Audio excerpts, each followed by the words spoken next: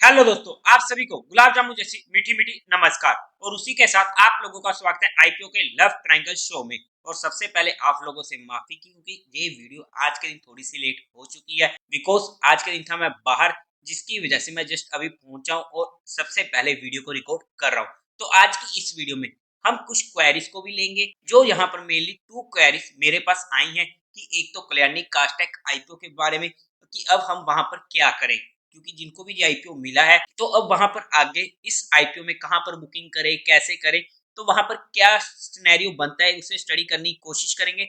और उसी के साथ साथ आईपीओस में बिकॉज काफी सारे आईपीओस आ रहे हैं और वहां पर एक क्वेरी आ रही है मेनली कि क्या हम वहां पर सिर्फ एक ही यूपीआई आईडी से सभी की सभी पेमेंट्स ब्लॉक करवा दे तो कोई दिक्कत तो नहीं होने वाली है। उस इंपॉर्टेंट क्वेरी को सॉल्व करने की कोशिश करेंगे। उसी के साथ साथ चेकआउट करेंगे हमारी निफ्टी की नीयत को। आज के दिन स्टॉक्स डिस्कस नहीं कर पाऊंगा बिकॉज आज के दिन मैं मार्केट भी नहीं देख पा रहा था, तो उस वजह से आज मैंने मार्केट को भी ट्रैक नहीं किया था। तो बस मार्केट को ही थोड़ा सा स्टडी करने की कोशिश करेंगे। बट कल के दिन लाइव मार्केट में अगर कुछ स्टॉक्स इंपॉर्टेंट नोटिस में आते हुए तो मैं उनको टेलीग्राम चैनल पर अपडेट कर दूंगा। टेलीग्राम चैनल का लिंक आपको डिस्क्रिप्शन में मिल जाएगा या फिर आप direct market love affair search करके वहां से भी ज्वाइन कर सकते हो। तो अभी से इस वीडियो को लाइक और चैनल को सब्सक्राइब कर दीजिएगा। अगर हम सबसे पहले आज के दिन का एफआईआई और डीआई डाटा चेकआउट करें तो एफआईआई ने फिर से 645 करोड़ की सेलिंग करी है, वहीं पर डीआईआई ने मामूली सी 77 करोड़ की बाइंग करी है। बट एफआईआई की रेगुलरली सेलिंग थोड़ा सा कोशिश बना देता है हमें, क्योंकि अगर एफआईआई की बाइंग हमें जल्दी ही देखने को नहीं मिलेगी तो हमें आने वाले टाइम में थोड़ी सी दिक्कत देखने को मिल सकती है। उसी के साथ साथ अगर हम सबसे पहले कल्याणी कास्टेक आईपीओ को अगर मैं स्टडी करने की कोशिश करूं, देखो एक अच्छा आईपीओ था जिसे हमने अप्लाई किया, but with lots of good luck मुझे ये आईपीओ अलॉट नहीं हुआ। जी हाँ, किस्मत से ज्यादा और समय से पहले ना कभी किसी को मिला है और ना कभी किसी को मिलेगा। बट जिनको भी ये आईपीओ अलॉट हुआ था उन सभी को कांग्रेस। लेकिन यहाँ पर एक क्वेरी आई थी कि अब हमें इस आईपीओ को और ज्यादा होल्ड करना चाहिए या उसे बुक कर लेना चाहिए। देखो कहां तक ये आईपीओ जाता है, ऑलरेडी ये सर्किट्स में फंसा हुआ है और विद गुड लक जिन लोगों को भी ये आईपीओ मिला है अपर सर्किट में फंसा है, तो वहां पर ऑलरेडी उनका अच्छा खासा पैसा हर सर्किट के साथ बढ़ रहा है। बट क्योंकि जहां पर आ जाता है हमारे मन में लालच, तो हम यहाँ पर थोड़ा सा इसे स्टडी करने की कोशिश करते हैं। देखो अगर मैं इसके ओपनिंग प्राइस की बात करूं, जिस प्राइस पे ये हमें मिला था 139 रुपीज के भाव पर मिला था और 1000 क्वांटिटी थी एक लोट में। ओपन होता है अच्छा खासा 264 के लेवल पर। और जनरली मेरी जो स्ट्रेटेजी रहती है बिकॉज हमारा माइंडसेट हमें यहाँ पर क्लियर ऑलरेडी करना पड़ता है। किसी भी आईपीओ की बात कर रहा हूँ कि हमारा क्या माइंडसेट बनता है, हम उसे लिस्टिंग के लिए लेके जा रहे हैं या फिर उसे लॉन्ग टर्म के लिए लेके जा रहे हैं। अगर हमारा माइंडसेट लिस्टिंग के लिए है तो हमें उसे बुक कर लेना चाहिए था, फिर हमें फर्क नहीं पड़ना चाहिए। बट अगर लॉन्ग टर्म के लिए है, लॉन्ग टर्म का मतलब कि आने वाले काफी सालों के लिए हमें दिक्कत नहीं होने वाली है, जो मर्जी होता रहे, हमें कंपनी पर भरोसा है कि वो आने वाले टाइम में अच्छा खासा पैसा बनाएगी, खुद भी कमाएगी और हमें भी कमा कर देगी, तो वहां पर भी हमें टेंशन नहीं होती। तो यही दो सिनेरियो होते हैं। बट जब भी मैं अगर अपनी बात करूं तो मैं हमेशा वहां पर सिर्फ लिस्टिंग के लिए जाता हूं, क्योंकि जब बात लॉन्ग टर्म की आ जाती है तो सबसे बेस्ट होता है म्यूचुअल फंड्स। और लॉन्ग टर्म में अगर हमें पैसा बनाना है तो म्यूचुअल फंड से बेटर ऑप्शन हमारे पास नहीं होती है। बट हाँ, टाइम तो देखो देना पड़ेगा। लॉन्ग टर्म का मतलब ही आपको पेशेंस रखना है, चाहे आप स्टॉक्स में डायरेक्ट स्टॉक्स में इन्वेस्ट करके रखो या म्यूचुअल फंड में इन्वेस्ट करके रख लो, बात तो एक ही है। बट आप लोगों को अगर मेरी हेल्प चाहिए अपने म्यूचुअल फंड पोर्टफोलियो के लिए या फिर आपको किसी भी इंश्योरेंस सेगमेंट में हेल्प चाहिए तो आपको डिस्क्रिप्शन में मेरा नंबर मिल जाएगा, आप मुझसे कांटेक्ट कर सकते हैं। आपकी क्वेरी को या फिर आपको अगर इन्वेस्टमेंट भी करनी है तो being a mutual fund distributor आपके रिस्क रिवार्ड रेशियो को मैनेज करते हुए आपके ज्यादा से ज्यादा किस तरीके से हम आपको रिटर्न दिला सकते हैं आने वाले टाइम में, उसके बेस पर आपका पोर्टफोलियो क्रिएट किया जाता है और उसी के बेस पर फंड सिलेक्शन होती है। तो आप लोग हमसे भी कांटेक्ट कर सकते हो।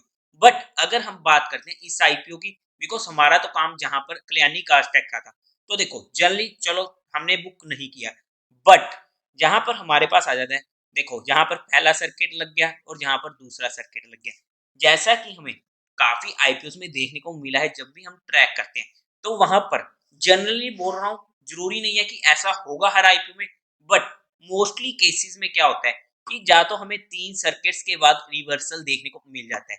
पहला सर्किट लग चुका है, दूसरा सर्किट लगा, या फिर रिवर्सल का चांस होता है 5वां दिन, मतलब कि 5वें सर्किट के बाद हमें वहां पर सर्किट्स रिवर्सल हो जाते हैं। तो उस पॉइंट को अगर हम ध्यान देते हैं तो वहां पर अगर मेरे पास ये स्टॉक होल्ड में होता तो जैसे ही ये कल के दिन खुलता तो मैं वहां पर इमीडिएट बुक करने की कोशिश करता, क्योंकि अब जहां पर एसएमई आईपीओ है हम यहाँ पर पार्शली बुकिंग नहीं कर सकते हैं, हमें पूरा का पूरा लोड एक साथ एग्जिट करना पड़ेगा।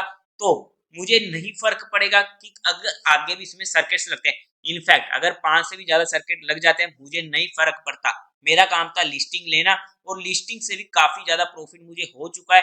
ऑलरेडी मुझे जहां पर 1.5 लाख से ज्यादा का प्रॉफिट हो रहा है, डबल से ज्यादा हो चुका है, तो मैं जहां पर अपना माइंडसेट क्लियर कर चुका था।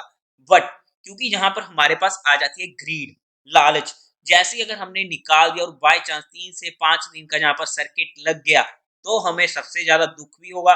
तो वहां पर हमें किस तरीके से इमोशंस को कंट्रोल करना है, तो इसका बेटर ऑप्शन यही होता है कि अगर हमने यहाँ पर बुकिंग कर ली तो भाई उस स्टॉक को अपनी वॉच लिस्ट से हटा देना, मत देखना कहाँ जा रहा है वो स्टॉक, वरना दुख बहुत होता है। और अगर बाय चांस हमने लालच में आकर जहां पर अगर हमने सोचा कि शायद 5 दिन लगातार सर्किट लग जाए और अगर यहीं से रिवर्सल हो गया तो हम वहां पर एग्जिट भी नहीं कर पाएंगे, तो हमें वहां पर उतना ही ज्यादा दुख भी होगा। तो इस पॉइंट को आपको अपने माइंडसेट रेडी करना पड़ेगा कि किस तरीके से अब आपको जहां पर बुकिंग करनी चाहिए या नहीं करनी चाहिए, होल्ड करना चाहिए। बिकॉज अगर मैंने अपना पर्सनल डिसीजन दे दिया, अगर मेरे पास ये स्टॉक होता तो मैं इसे कल के दिन इमीडिएट एग्जिट कर देता, फिर मुझे फर्क नहीं पड़ना था। बट फिर भी कुछ भी एक्शन बनाने से पहले एक बार आप अपने फाइनेंशियल एडवाइजर को कंसल्ट जरूर कर लीजिएगा। बाद में आप लोग मुझे मत कहिएगा या एमएलए फैमिली को मत इसके बारे में ब्लेम कीजिएगा कि जहां पर हमने बुक कर दिया और फिर से हमारे अपर सर्किट देखने को मिल चुके हैं, क्योंकि कौन सा सर्किट कब तक लगेगा इसका कोई भी आइडिया नहीं लगा सकता है। जैसा कि हमें बाकी आईपीओस में देखने को मिला है, तो उसके बेस पर हमने यहाँ पर ये चीज डिस्कस करी है। तो उस पॉइंट के लिए प्लीज आप अपने रिस्क रिवार्ड रेशियो को एनालिसिस कर लीजिएगा और एक बार अपने फाइनेंशियल एडवाइजर से कंसल्ट करके कोई एक्शन बनाइएगा। बिकॉज ये चीजें ऐसी आ जाती हैं जहां पर मैं जनरली डिस्कस नहीं करता हूँ, बिकॉज रीजन यही आ जाता है कि कहीं कुछ उल्टा सीधा हो गया, बिकॉज मार्केट में 100% श्योरिटी किसी चीज की नहीं होती है।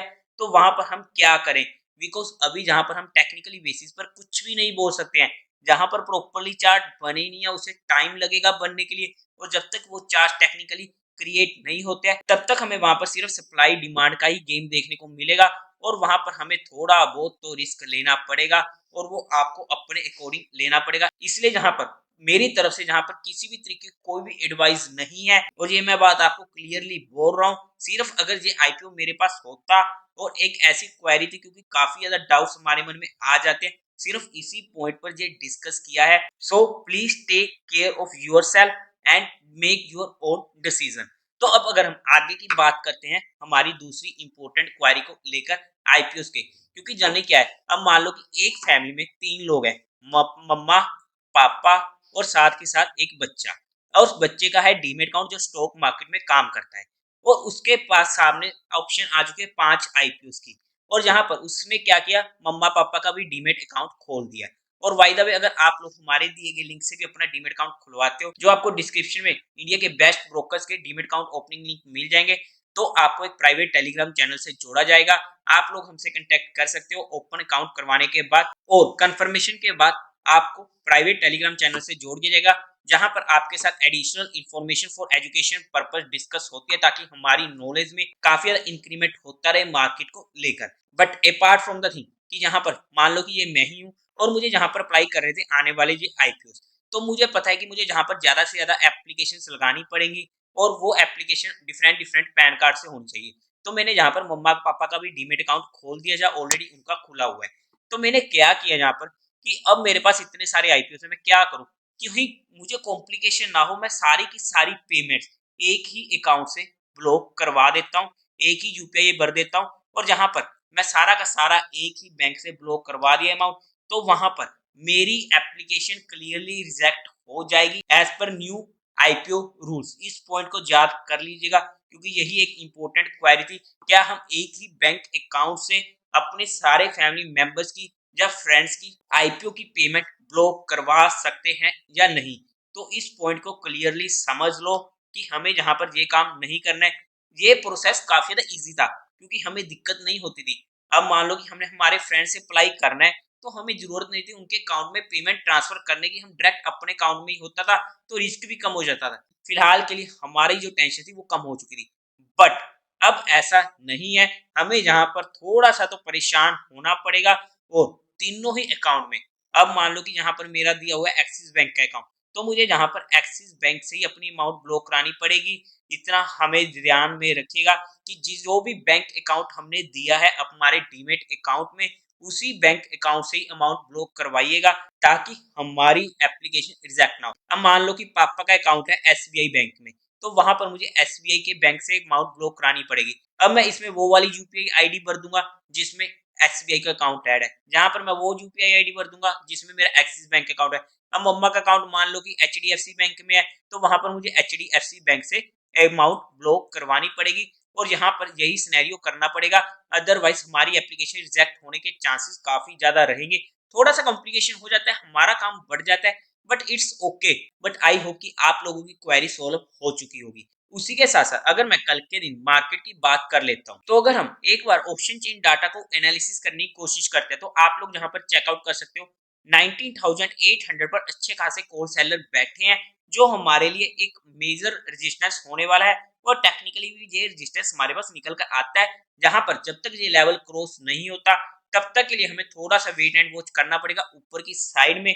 बट अगर ये लेवल क्रॉस होता है और वहां पर सस्टेन होता है, तो हमें इमीडिएट भी एक अच्छी मूवमेंट मिल सकती है। बिकॉज जनरली अगर आप देखोगे पिछले 3-4 दिनों से या फिर एक्सपायरी के बाद, तो हमारी निफ्टी सिर्फ ऑप्शन सेलर वालों की बनी हुई है और वहां पर सिर्फ प्रीमियम ही ईट किया जा रहा है। अगर हम स्पोर्ट साइड की बात करते हैं, तो इमीडिएट सपोर्ट हमें मिलेगी 19,600 की और मेजर सपोर्ट हमें मिल रही है टेक्निकली 19,500 की, जो हमने कल की वीडियो में वीकली बेसिस पर डिस्कस किया था।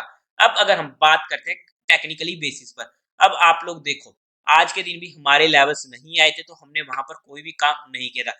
जनरली हमारी बस एक ही इनिशिएट हुई थी कि जब तक ये लेवल नहीं कटेगा, जो ये वाला लो था, जब तक ये लेवल नहीं कटेगा तब तक के लिए हमें यहाँ पर मार्केट में शॉर्टिंग की अपॉर्चुनिटी नहीं मिलेगी, या फिर हमारे पास ये वाला लेवल आ जाए जहां से मार्केट को शॉर्ट कर सकते हैं। अब यही से ही हमें मार्केट में एक छोटी सी मूव देखने को मिल चुकी थी और हमारा काम हो चुका था।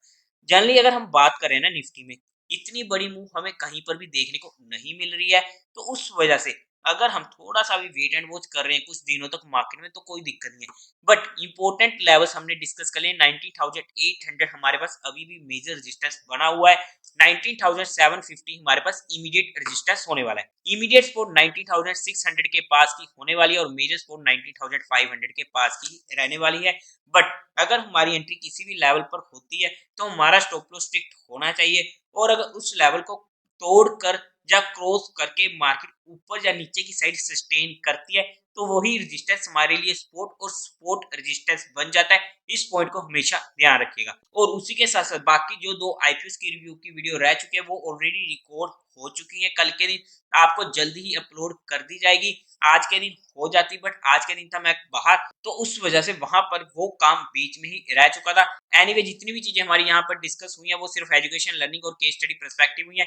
किसी भी तरीके की यहाँ पर कोई भी इन्वेस्टमेंट टिप या एडवाइस नहीं दी गई है। फिर भी अगर आप लोगों को इन्वेस्टमेंट या ट्रेडिंग करनी है, तो एक बार अपने फाइनेंशियल एडवाइजर से कंसल्ट जरूर कर लीजिएगा। तो देवी और सज्जनों, उम्मीद है आप लोगों को ये वीडियो अच्छी लगी होगी, तो इस वीडियो को लाइक कीजिएगा, शेयर कीजिएगा और साथ ही साथ चैनल को सब्सक्राइब करें। हर हर महादेव।